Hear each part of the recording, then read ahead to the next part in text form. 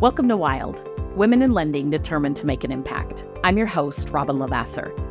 They say our biggest fear isn't being inadequate. It's being powerful beyond measure. In this podcast, I will share how to break through imaginary ceilings, lean into success, discovering your purpose, and understanding how to create the business and life of your dreams. From failures to triumphs and all the tactics in between, let's jump into the wild arena together. Hey everyone, welcome back to Wild Women in Lending, Determined to Make a Difference. I'm your host, Robyn LaVassaur, and so excited. Gosh, today I am literally going to talk to you about managing your database. I know it's not a super sexy topic if we're being honest, but it is so underutilized in lending. And I think that a lot of people think that they really are managing their database. What people don't realize is that managing it is not just sending out the be sure to remind yourself that daylight savings is coming, or Merry Christmas, or it's a holiday and we all know it's Martin Luther King. Maybe do you want, your HomeBot presentation? I think that's what we rest on, if you will, is all the technology that can drip to your clients. Nothing. And y'all aren't going to like it, but I just want to say it out loud. Nothing can replace an actual conversation that is specific to a client. Now, while marketing is incredibly important and tools are awesome, and making sure that you're staying present and at least they can see, hey, here was an email and here's the name attached to it, and maybe there's some familiarity there, it is so hypercritical that you actually work your database. I didn't for so long. And if there's one thing that I would tell you in lending in general is that if I could go back and redo my first 6 years as a lender with my last 10 years as a lender, I'd probably be more than done already. I wouldn't be, because I'm a nut job and I love the industry and I can't imagine not showing up to work every day. But I thought at the time that I was decent with my database. And when I say decent, it was like mail a Christmas card. These are the good old days where there wasn't email and all these automations. What are they? If you're somebody that's listening to this and you've been in the business for a very long time, like Act was like the database guru at the time. And then everybody kind of played off of that. All of those things, we used to get a borrower, take care of them, have a great closing, snail mail them, maybe a copy of their closing statement with a letter at the end of the year. And then everything else was potentially maybe a Christmas card, or you paid for a card service that would go out to them in the mail. And that was it. That's all anybody did. And then if they needed something, the anticipation was that they would call you. If we're being honest with ourselves, that hasn't changed. We still rely on technology. We still rely on just dripping. And then if they need something, they'll call. And I think the conversation with that is that we kind of say, as what I believe is my own excuses. So feel me on this. If you're giving yourself this excuse, I hope that you can own this in this moment. I don't want to bother anybody. I don't want to disrupt. What if they don't remember me? What if it's been a couple of years? What if it wasn't a great experience and I can't remember it? What if they weren't happy? And so we write. It's so interesting what we do with our own thoughts, right? We often, when we don't know the outcome of something, it feels vulnerable. And we don't generally write a beautiful outcome in our heads. We actually write all the reasons it might not work. And then we find ourselves pulling backwards. What if you thought of it differently? What if you thought about database management differently? And when I think about database management, I think I want to say out loud to my clients, there used to be a slogan that came, a lot of people started using it. Again, I'm going to date myself a little bit. I've been, licensed origination since 2004, in the business since 97. Clients for life. What does that mean? I plan on being here for as long as you can find me. I plan on being here if you call me. I'll take care of you anytime you need me. What does client for life mean? And what I would say to that is that I think that if you think for a second about all industries, if you will, financial advisement, CPAs, insurance agents, business settings, how many of them do you feel like, if you take a step back right now and just give yourself a roster of the people that are involved in your life and your financing and your financial decisions and your wealth building, and you take inventory, how many of them do you feel like you're in an actual relationship with?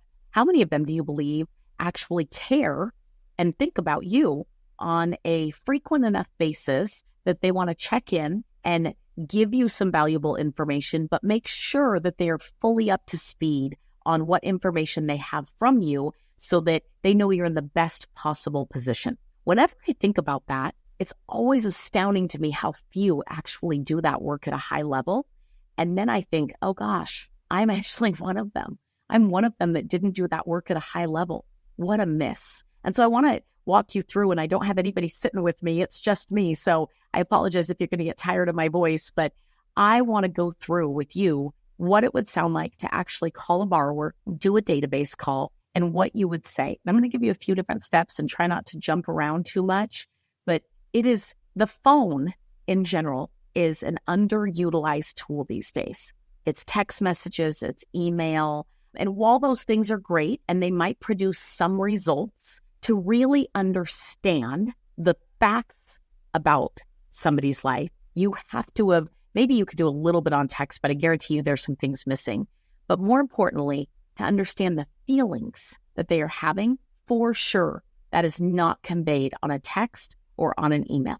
It never will be. It's always based on voice inflection and generally body language in general, which is where a Zoom or a face-to-face appointment would follow suit from your actual phone calls. And so here's what I believe is the proper maintenance steps that absolutely changed my business. Again, going to a top 50 women producer in the country, it was simply staying with basics, but then getting so comfortable in them that I never thought to myself, I have to go do this. I thought I get to go take care of my clients for life, right? I get to go be exactly what I said I was going to be. So what are those steps? One, for sure, talking to the client the day that loan closes. Talking to the client the day the loan closes. Having the conversation about what their next steps are. When are you moving in? Are you relieved? How is everything?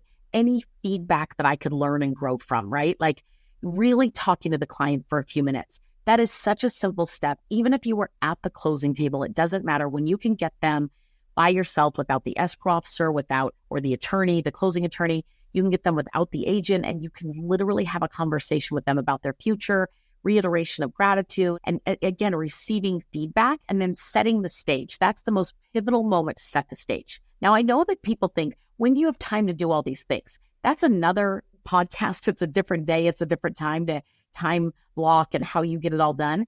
Now, the truth is this phone call is probably 3 minutes. So if you have 1, 2, 3, 4 fundings a day, that would be, man, you are one heck of a producer. You're probably not listening to this. That you're talking about 12 minutes of phone calls, 12 minutes in your whole day of talking to somebody who just finally got the keys to their home. Maybe their first investment property, their second home. Maybe they're working on a refinance, right? You finally get to just talk to them without any pressure or expectation. That's magic. So that's step one. Step two, during that call, you're going to tell them that you are going to call them sometime around the 30-day mark. Now, when I say sometime, no longer than the 30-day mark, maybe a little bit less, right? Maybe it's day 29 or 28, doesn't have to be exact, but you're going to call them with a 1-month check-in. If you say that out loud, there's 2 things that happen. One, you set an expectation with them, but even more importantly, you actually give yourself accountability to make that phone call. When you call them, you don't ever feel like you're bothering them or interrupting them. You feel like you're following through on a commitment that you made to them. What a difference that makes. And so when you call them, you're literally going to do just that. Hey, I told you I'd check in. Can you believe it's already been a month? How are things going? They might have tons of questions for you. You could talk about things like the junk mail and the spam and the text messages they're going to get. And that, I don't know about you guys, but I've always gotten some crazy thing in the mail that says you forgot to get a copy of your deed. Please send money for $96 or something like that. And people don't speak fluent mortgage. You do. And so you want to make sure that you're their resource and that you're able to actually help them through those steps of what comes after the closing. Lots of information. Did you get your actual servicing packet? Do you know where to make your first payment? All the questions. And then tell me about the house. Tell me how it feels, right? Anything changed? Better than it seemed? All of those things. And I'm going to close out with, again, gratitude and then setting the stage for the next call. And so that might look something like this. Hey, Robyn, I have really enjoyed working with you. Thank you for taking my call today or calling me back if they did. Always want them to call you back. As much as we can leave everything under the sun on a voicemail, you guys, nothing creates actual energy than live conversations. The best is face-to-face. The secondary is Zoom. The next is a phone call for sure. So hearing voice inflection, making sure that you can actually listen and have conversation, ask deeper questions, far, far, far outweighs what a voicemail will do. So don't get lazy on this. Get intentional with it because it will make such a big difference in the business. So as you're talking to them, you're going to do that. Of course, you're going to add some closing in there. And it's going to be a, hey, I'm almost sad that it's been 30 days without doing business with you. Who do you know? Because I know that anybody that's like great, has great friends, great family, I want to take care of them. Who do you know? They might say, I know somebody, I know nobody. The secret in that statement as you are closing that call is the pause, the power of the pause. I cannot emphasize enough how important it is to just freeze for a minute. Who do you know? I know that feels weird, right? Even that awkward silence, you're like, did my podcast cut out? No, it didn't. But that pause makes someone lean in and they start thinking, who do I know? I can't think of anybody off the top of my head. Hey, that's okay. Would you mind doing this for me? Would you mind just spreading my name around? They'll do it. They will 100% do it, right? They will make sure that they refer you people. And then I'll say, hey, as we close out, I just want to give you kind of the next check-in point. I promise you I'm not a stage 5 clinger. I'm not always going to be calling you. But if anything major happens in the market conditions, one, feel free, all things mortgage, whether it's connections to people that can do things for the house for you, CPAs, financial advisors, business professionals in general, or just questions about market conditions, debt load, all of those things.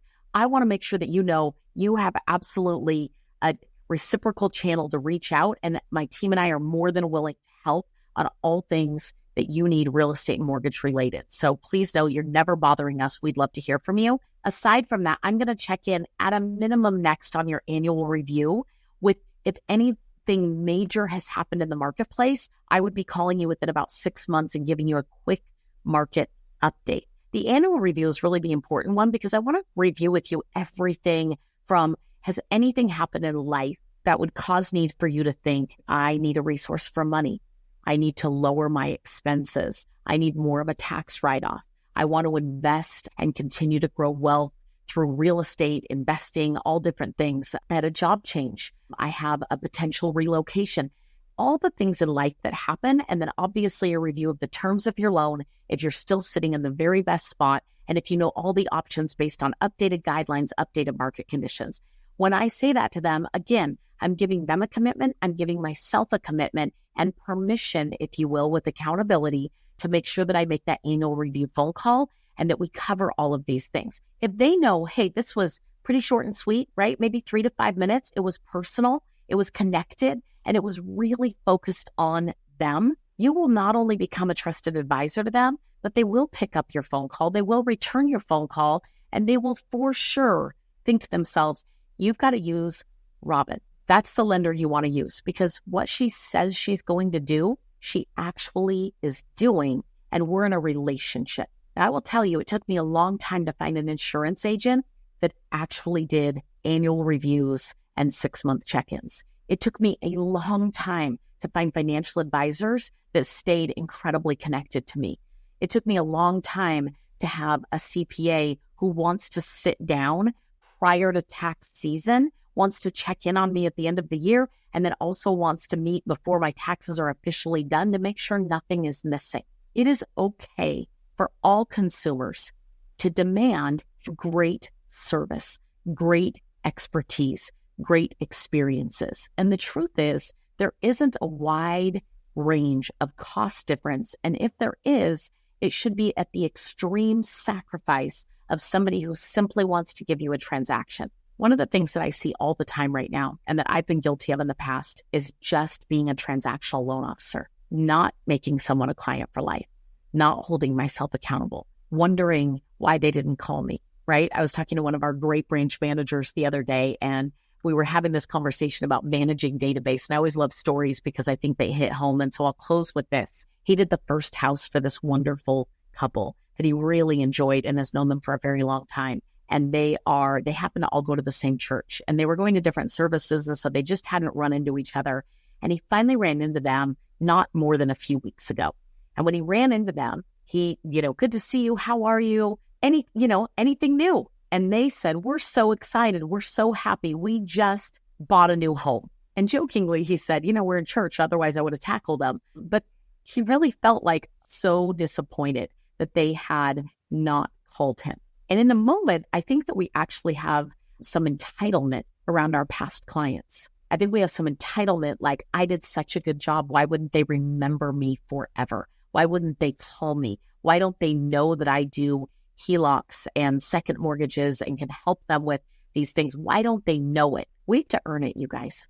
We have to earn it not only with our actions, but also with our expertise and our commitment, if you will, to our clients. And that actually doesn't take more time in the business. What it gives you is time that you actually enjoy with outcomes that actually provide the income and the results that you are craving. The two go hand in hand. And once I got out of my own head of thinking, I do kind of manage my database, or it won't work, or this would be awkward, and just started dialing and connecting with people and being interested in them and their stories and what they needed, and if there was anything I could do, the go-giver mentality, the find the need, fill a need, managing my database became something that I craved every single day, because familiarity with those people, hearing the updates on their stories, knowing that we were in an actual client for life relationship made my career so much more rewarding that it was very easy to get out of bed, get into the office, pick up the phone, and be excited to serve. So I hope that that helps. Obviously, you would take that system and you would put it on repeat, and then just annual review with the reminders of things, maybe a couple client events a year, which is, again, a different podcast. But I hope this helps you in database management in general, and that if you haven't been in touch with your database recently, the easiest thing to do is to start and simply say, I'm sorry if you don't remember me. I'm sorry I haven't kept in better touch. Be quiet for a minute and then start asking questions and engaging in relationship again. Because I promise you, very few people follow I'm sorry with a hang up or don't ever call me again type of mentality. So don't be scared, instead get passionate. We'll see you soon.